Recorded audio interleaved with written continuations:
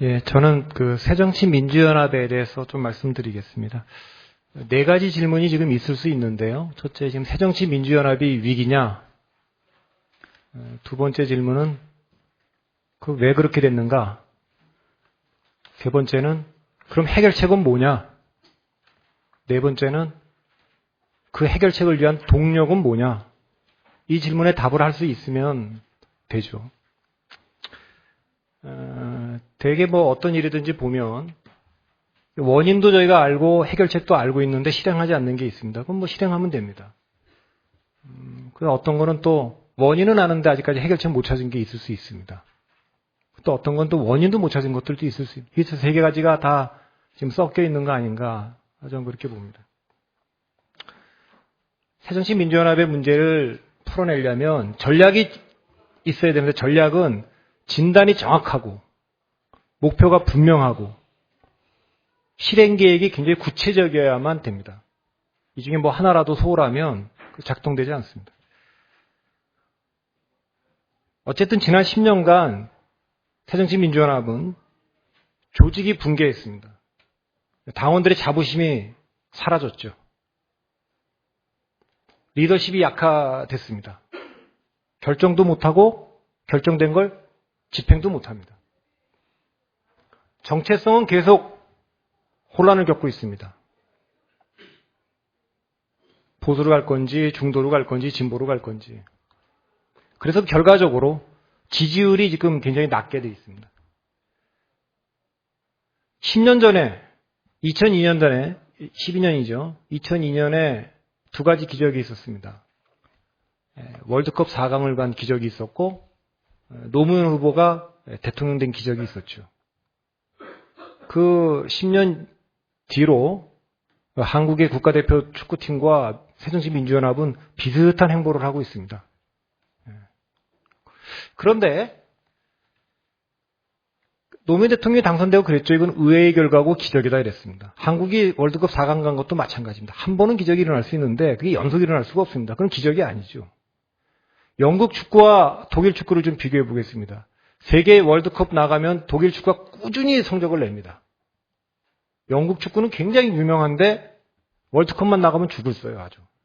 이유가 뭘까? 두 가지 이유가 있다고 봅니다. 축구가 강해지려 그러면 그 나라 축구 리그가 아주 강해야 됩니다. 영국과 독일 축구 리그가 세계적으로 제일 강한 리그 중에 1, 2위를 다툽니다. 강하죠. 정치로 말하면 정당이 강해요. 정당 자체가 강해야 됩니다.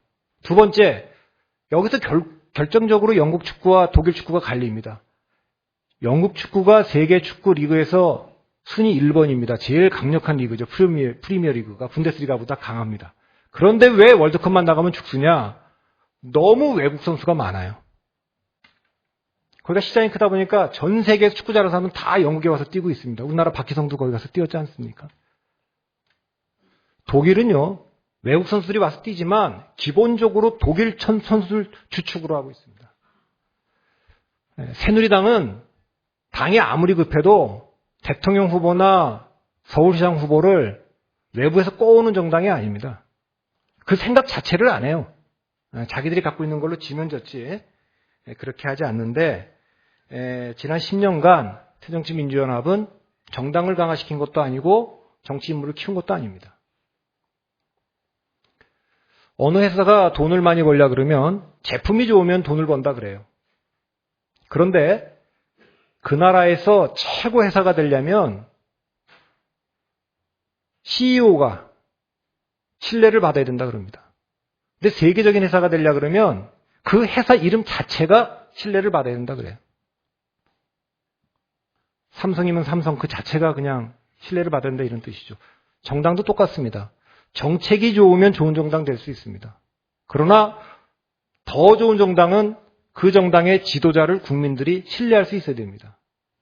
그러나 최고의 정당은 정당 이름을 딱 듣는 순간 국민들이 지지할 수 있는 정당, 그 정당이 좋은 정당입니다. 거기에 비춰보면 새정치민주연합이 지금 어떤 정당인 거나 알 수 있습니다. 유권자가, 국민이 정당이나 정당을 선택할 땐 세 가지 기준으로 하는 겁니다. 그 정당이 좋거나 아니면 그 정당이 필요하거나, 그것도 아니면 상대 정당이 너무 싫거나.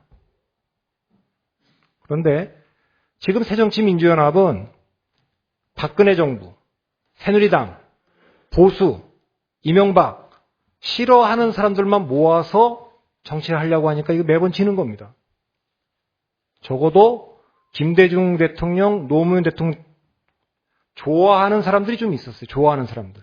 지금은 국민을 흥분시키고 감동시키고 끌어모으는 좋아하게 만드는 지도자들이 없죠. 그러면 필요하게라도 만들어야 되는데 대한민국 국민들 상당수 중도인 사람들이 내가 뭐 새정치민주연합 좋아는 안 해. 그거 찍어주면 그래도 뭐 해준다 그러니까 이거 해줄 것 같아. 이정현 찍으면 뭐 예산 폭탄 갖다 들이붓는다 그러니까 한번 찍어주지 뭐. 필요하니까. 그런 게 지금 없어 보입니다. 지금 조직의 위기냐 정체성의 위기냐 이런 얘기 많이 하는데 정치는 저는 근본적으로 위기는 리더십의 위기라고 봅니다. 제가 관찰한 바에 따르면 지지자들은 정책 때문에 지지를 철회하는 경우를 잘 못 봤습니다. 김영삼 대통령이 3당 합당했을 때 지지자들이 많이 안 떨어져 나갔어요. 김대중 후보가 DJP 연합을 했을 때도 지지자들이 별로 동요하지 않았습니다. 박근혜 후보가 2012년에 복지를 강조하고 경제 민주화 뭐 이렇게 진보적 언어대로 갔을 때 지지층들이 전혀 동요하지 않았습니다. 요체는 지지자들이나 국민이 그 정당이나 그 지도자를 얼마나 신뢰할 수 있는, 그 상황을 통제할 수 있느냐 없느냐 그게 관건입니다. 노선의 문제가 전혀 아니에요.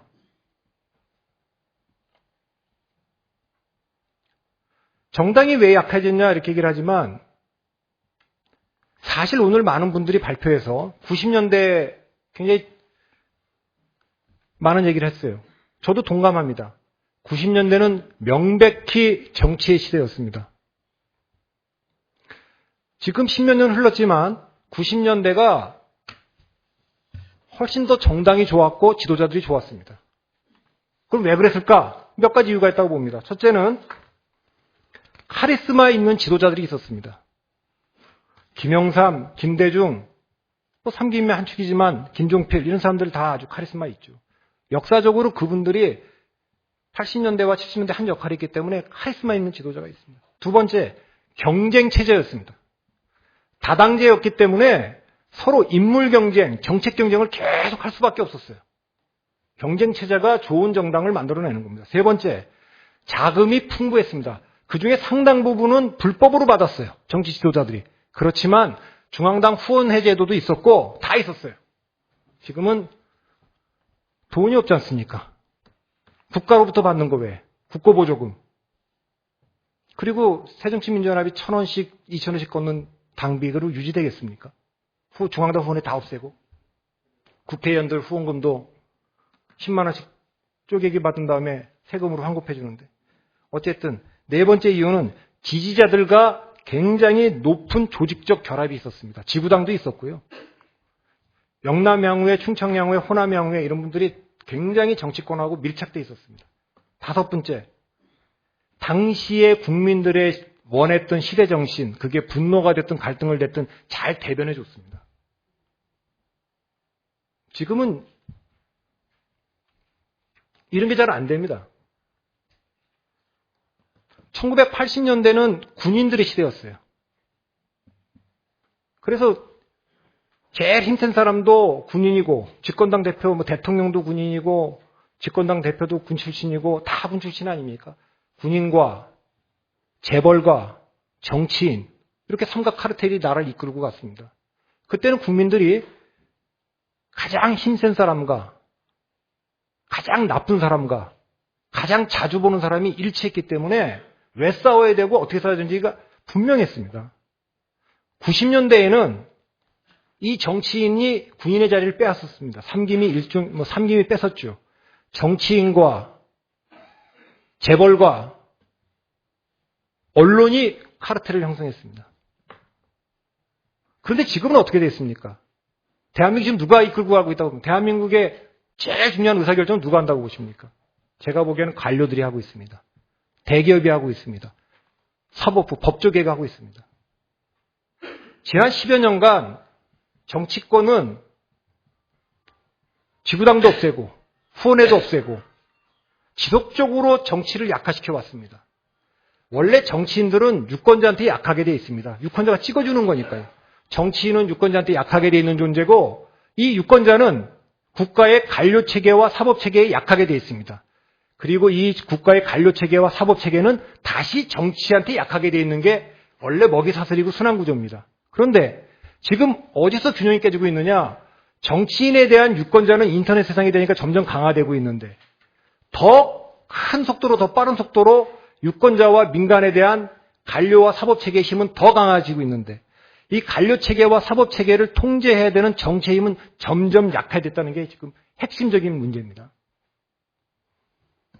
제가 그 말씀만 하나 더 드리겠습니다. 이렇게 된 이유가 그래서 관료가 강해지고 IMF 이후에 대한민국은 시대적 과제가 민주주의의 세 가지 과제가 있습니다. 제일 낮은 단계는 정권교체입니다. 사실 정치라는 게 스포츠와 전쟁 중간에 있는 거거든요. 그런데 전쟁으로 가까이 가면 적과 동지로 구분해서 싸우고 스포츠로 가까이 가면 여야로 아주 공정하게 싸우는 거 아닙니까?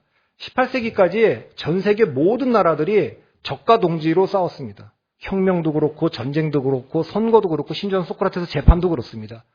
우리나라는 이거를 적과 동지로 구분하지 말고 이긴 사람은 여당하고 진 사람은 야당하자. 우리는 언제 했냐면 1987년도에 했습니다. 그때 쿠데타와 혁명을 동시 폐기 처분하고 선거에 이긴 사람은 여당하고 진 사람은 야당하자.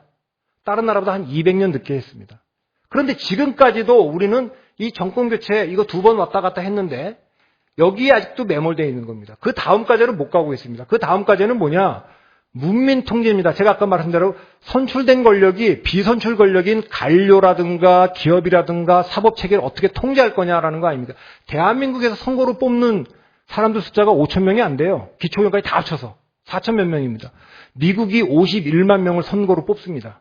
그리고 미국이나 유럽이나 선거로 뽑은 사람들이 의사결정을 하는 구조입니다. 우리는 선거로 뽑지 않는 사람들이 중요한 의사결정을 하죠. 그 다음에 세 번째 과제가 갈등관리입니다. 갈등관리. 다양한 대한민국의 갈등을 지금 반영하고 있지 못하잖아요. 90년대까지만 해도 80년대까지만 해도 대한민국 정당들은 시대적인 과제를 잘 김영삼, 김대중 그분들이 끌고 있을 때 야당의 당원들이 뭐 당비를 냈습니까? 뭘 했습니까? 그래도 그때는 모이는 것이 힘이니까 100만 명 모이라고 하면 100만 명 모여줬잖아요. 그럼 된 거죠. 힘을 보여서 나라를 바꿀 수 있으니까. 지금은 대한민국이 공이 사라지고 사가 판치는 사회가 됐어요. 대한민국은 지금 이익은 사유화되고 있고 손실은 사회화되고 있는 나라입니다. 정당 혁신 방안과 리더십 복원 방안 다른 게 아니에요. 김영삼, 김대중, 박근혜 이런 분들이 카리스마 있는 지도자라 이렇게 얘기하는데 핵심이 뭡니까? 사적 욕망을 공적 이미지로 전환하는 데 성공했기 때문입니다. 정치가 뭐냐? 사적인 욕망을 공적 이미지로 전환하는 겁니다. 국민들이 봤을 때 공적으로 민주주의를 싸우는 것 같아. 애국하는 것 같아. 뭐 이러는 거 아니겠어요? 새정치민주연합이 만일 지금 국민들의 선택을 받고 있지 못하다면 이 공적 이미지가 약하기 때문입니다. 제가 시간이 없어서 그것까지만 좀 말씀드리겠습니다. 네.